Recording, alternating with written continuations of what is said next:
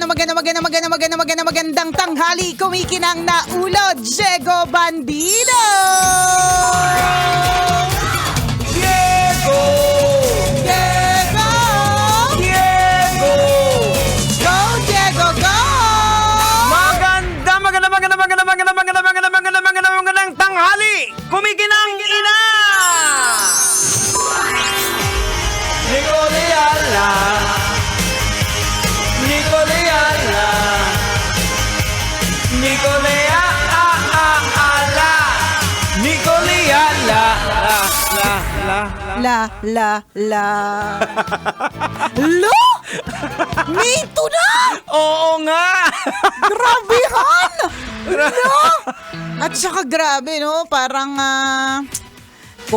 compute na yung mga nanay ngayon eh. Mga tatay, nagkakayod-kayod. Malapit na naman ng enrollment. Enrollment na naman. Hoy! Lo! Ay, nako. Nakakaloka! Kagabi nga umulan, di ba? Umulan ba dito? Saan ka ba? Di ko napansin eh. Umulan kagabi kasi nasa Pampanga kami. Umulan eh. Sabi ko, first... parang Manila hindi. Parang hindi. Sabi ko, first umulan. Agua de Mayo. Oo. Lumabas ka ba para magpaulan? Basta nakita ko lang umulan. Ay, sayang. Hindi mo nabalitaan? Ano? Kapag ka daw Agua de Mayo, kailangan lumalabas ka para magpaulan, para magkabuhok. Naku naman, Diego. Ay, sayang! Sayang! Kaya ko lang nalaman niya. Ano ba naman? Ilang dekada ka na sa mundo, hindi mo alam. Kaya pala. Di ba kaya ang daming panot na nasa labas kahapon? Umaasa! Di ba? Oo. Baka sakaling magkabuhok. Kaya pala doon umulan. Kasi pa-north. Tama! Kasi ikaw lang yung pa-north na hindi lumabas nung umuulan. Kainis ka! Binigay na nga ni Lord yung blessing, hindi ka lumabas. Yan. Uy, so may pag-ulan-ulan na. Pero ano daw yan yung first ulan ng May. Mga ganyan na. So, actually, hindi ko na nga masabi kung mainit pa ba ang panahon. Uulan ba? Kasi sobrang... Di ba ang tindi na po ng kaguluhan in terms of nature? Yan. Yung mga dating hindi nagsusnow na area, bigla nagsusnow o Correct. kaya extended na yung summer o kaya extended yung mga winter. Ganun na katindi. Kaya nga parang this is the new normal na talaga. Correct ka na nangyayari na kailangan po lang laging handa. Na hindi porke summer basic pang summer na outfit because you'll never know baka biglang umulan. 'Di ba? Tsaka yung new normal din na palagay ko pagdating sa payong. Dati kasi parang ayaw na mga tao magdala ng payong kasi syempre bawas forma yan yan. Lalo diba? sa mga lalakihan. Lalo sa mga lalaki pero sa sobrang tindi ng init, wala nang bawas forma. Correct. Diba? Tsaka mas marami na rin kasing kalalakihan ngayon ang mas mga rejuve yung correct. sayang mas yung conscious. Sa skincare kasi sayang yung mga rejuve. Ayan. Kasi talagang nagbabago talaga yung tinatawag nating normal. For every generation or for every lifetime. Kasi natatandaan ko nung araw, ang mga tita lang natin, ang mga naka-rejuve na gumagamit ng astringent number 5. Yun lang yung available Yung ampula-pula ng mukha nila, tapos yung kanilang leeg maitim, ganyan. Pero basta ang importante, mapula yung mukha nila, di ba? Mamula-mula. Correct, hindi sila talaga naaarawan. Bawal. Correct. Pero ngayon, kahit sino, hindi lang si tita. Diba? Maski nga yung mga bata, meron ng mga skincare Correct. Taray, sana all may pambili. Diba? Ito nga bisita natin na bida-bida na bulag, may skincare din yan anong skincare mo? Nagpa-foundation din yan Correct. At saka wala nang judgment. Na pag halimbawa nagpa-foundation ng isang lalaki, wala nang judgment. Hindi mag-foundation ka. Correct. Dati, issue yan Grabe naman yung foundation niya. Mas makapal pa kaysa sa mukha niya. Diba? May mga ganon. Kaya naalala mo yung pumunta tayo sa Korea? Di ba yung mga model doon sa makeup is mga lalaki? Mga lalaki. Halos wala kang makitang babae. Correct. Kasi mas makinis pa yung mga lalaki kaysa sa mga babae. Tapos wala nang judgment. Ganun lang talaga. It's the new normal. And speaking of new normal, yung mga kabataan ngayon, kasi kahapon birthday ng anak ko So, syempre, nagkaroon ako ng konting chance na mapag-usap sa mga parents. Magkaka magkaka-age yung mga anak namin, syempre, dahil mga kaibigan. Pero no? yung mga parents na kausap mo, magkaka-age din ba kayo? Parang walang aamin. Kung mas matanda man kami, hindi ako umamin. Ang may mga anak na Gen Alpha. Kung mas matanda man ako, wala kayong pakialam. Hindi ako aamin. Ang mahalaga, may skincare din ako. Ate Nicole, kamusta naman yung anak mo? Nakakaloka. Uy, pero speaking of no judgment, dati, pag halimbawang, tama yung tanong mo pag halimbawang may anak ka na, kunyari, 12 years old, yung mga magulang ng mga 12 years old, usually magkaka-age. Dati. Diba? Kasi parang, dati kailangan at the age of 25, may asawa ka na. Dapat tama. may anak ka na ng mga ganito. Ngayon kasi hindi na Parang late na nag-aasawa, late na nag-aanak. So walang judgment. Yan, diba? So kanya-kanya talaga. Pero ang sinasabi kong isa sa mga new normal na minsan mahirap tanggapin para sa mga magulang is yung paraan minsan ng mga bata kung paano sila sumagot ng mga tanong. Kasi tayo kasi parang hindi tayo lumaking palasagot. Kasi pag sumagot ka lang o medyo tumaas ng kaunti yung tono mo, sumasagot ka na. Pag hindi ka naman sumasagot, hindi ka sumasagot. Di ba? Wala pa. Buti sa'yo salita, minsan may lumilipad sa amin. Kay Diego may lumilipad na balisong. Kapatid ko nga, biglang tumayo yung tinidor sa likod niya Kasi may lumilipad na tinidor, di ba? So may mga ganon na tayo dati, parang hindi yung generation natin. And that was the normal before. Hindi you can speak your mind, pero pero pwedeng pag sinabi ng pag tumigil ka, titigil ka. Kapag hindi ka tumigil, ayan, meron mga lumilipad na tsinelas, lumilipad na tinidor. Sumasagot ka, ha? Bakit hindi ka sumasagot? Ayan. Ang hirap sa'yo, gusto namin malaman kung anong nararamdaman mo, hindi ka sumasagot. Nung sumagot ka, ano sasabihin? Sumasagot ka na! Kaya siguro yung generation namin ni Diego, mga baliw. Kasi hindi namin alam kung saan kami lulugar Sasagot ba o hindi sasagot? Nung mga bata kami, tinuturuan kami maglakad. Nung marunong na kami maglakad, nagagalit kasi lagi kami may lakad. Saan kami lalugar? Kaya yung iyak natin, ng mga generation natin, nagulgul. Kasi hindi ka ma-express. Kasi kung subukan mo magsalita, di ba? Nakakaloka. Tas yun nga, yung mga bata ngayon, parang, wag dapat daw, sabi, laging sasamaan loob mo kung ganun sila sumagot or magsalita. Kasi woke generation na kasi yun lang din sila, parang hindi naman din talaga disrespectful. Talagang sadyang medyo sarcastic lang talaga or medyo mas mataas or sumagot lang talaga sila. Yun lang din naman talaga. Parang katulad ng isa sa mga classic examples dyan. Nung pumunta kami ng Japan, ako, si Princess, asawa ko, tsaka si Prince.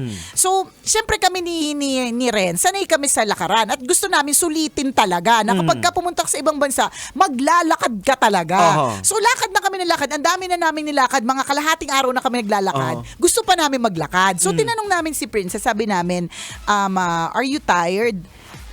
Because we will still go to, hirap mag-English. We will still go to Dotonbori. Sabi ko, doon madaming mga pwede panlakaran. Tapos, sumimangot, tapos sinabi niya, tired na siya. Di syempre, ang unang reaction asawa ko, ganon. Sayang lang yung pagpunta natin dito sa ibang bansa kung hindi ka naman pala maglalakad. Tapos nakita ko talaga yung mukha ni Princess na doon ko lang din na-realize na oo nga tinanong natin siya kung pagod siya. Sumagot lang naman siya. Tapos sumagot ka, magagalit kayo. Tapos sumagot lang naman. Anong purpose ang tanong nyo? Sumagot lang naman talaga siya. Kung halimbawang medyo nag-roll ang eyeballs o medyo bumulakog ng kaunti, di syempre siguro sa pagod. Kung kalahating araw nga naman na kayo naglalakad, tapos tinanong ko kung pagod ka, di sasagot ka nga namang pagod ka. Tapos nakita ni Princess, kayo lang nag-i-enjoy. You're living your childhood dream. Ito na naman yung mga sugat ng kabataan. Diba? So, yun parang hindi ka dapat laging offended by what they say or how they say it. Kasi nga, ito na yung in a way their generation. But it doesn't mean na hindi natin sila tuturuan na to be Correct. respectful. Uh-huh. Dapat as much as they can to be respectful and gagawin talaga nila 'yon. Nung in-interview, 'di ba kunento ko to na nung in-interview ako ni Karen Davila. Tapos nakausap ni Karen Davila si Princess. Ang laking gulat ko kasi parang hindi ko anak yung kausap ni Karen Davila kasi sa dami ng po at opo na narinig ko mula sa bibig ng anak ko. Opo. Yes po. Po? Puro ganun. Ang hirap po magpalaki ng anak kaya kung kayo po ay hindi pa sigurado, wag nyo muna yung pasukin. Pero diba? pag ikaw kausap, but mom! Sabi pa niya sa akin kahapon parang kasi of course they speak their mind eh. Sabi niya sa akin, "Mom, don't post ha." Sabi ko, "Hindi ako magpo-post." Tapos sabi niya, "Don't post without asking them if it's okay."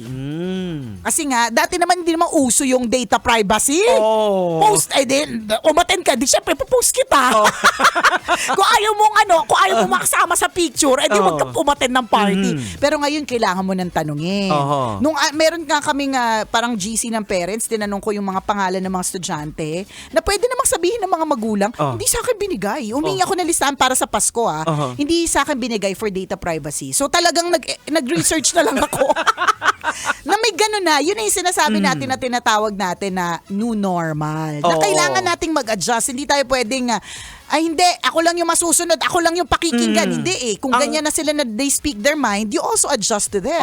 Ang medyo challenging kasi sa mga sa woke generation na to, parang entitled sila, parang you are invading their space. May pag hindi ka nagpaalam sa kanila. Kaya nga, may ganyan. Entitled sila lahat na it is my right. Oo. Tsaka that's abuse. Lagi sasabihin, that's abuse. Ganyan.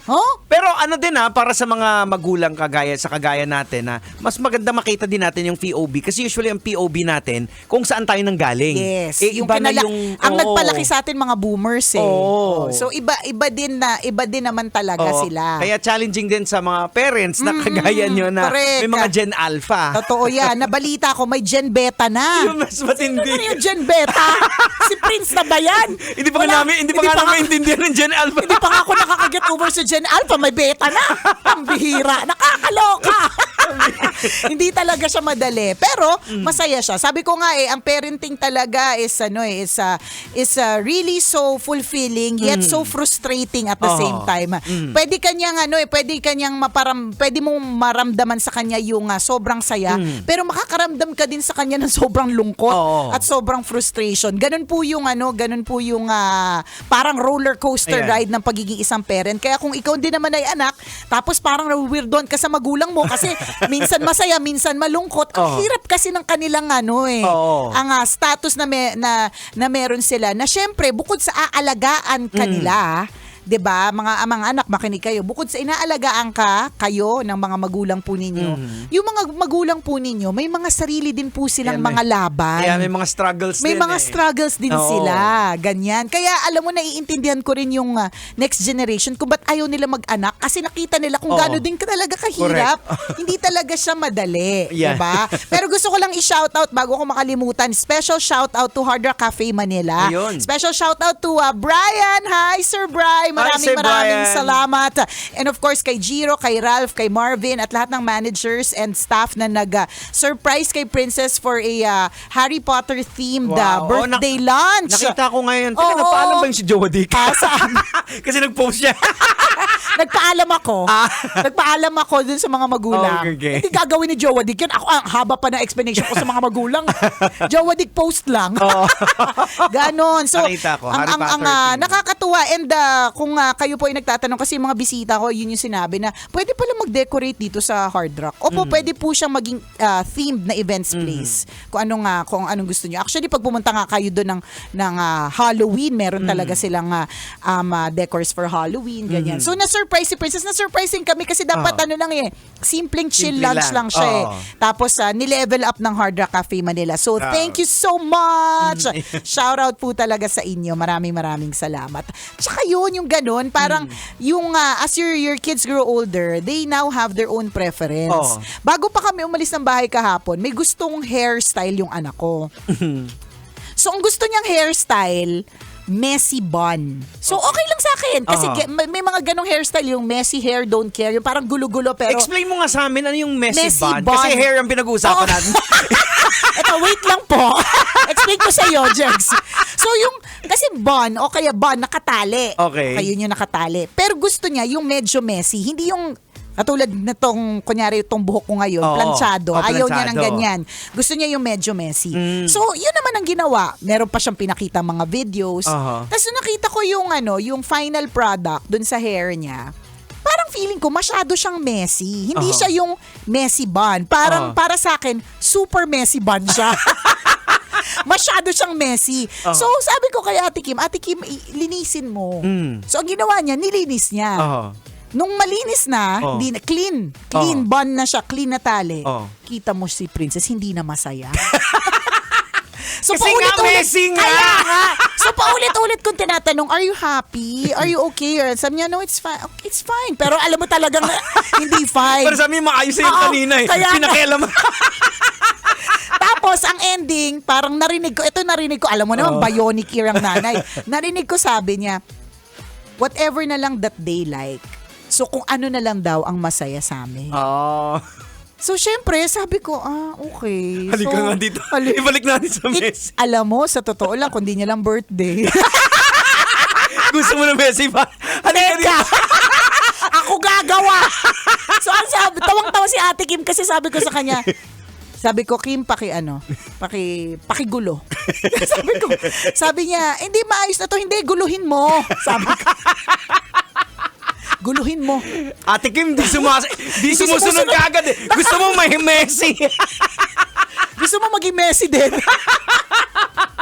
So, ginulo nga at nung medyo ginulo nga, ayun na nga, sumaya na nga siya. So, dun ko rin napagtanto na, oo nga, iba na yung generation nila. Pag lumalaki na yung mga anak, they also speak their mind. And meron na silang mga preference.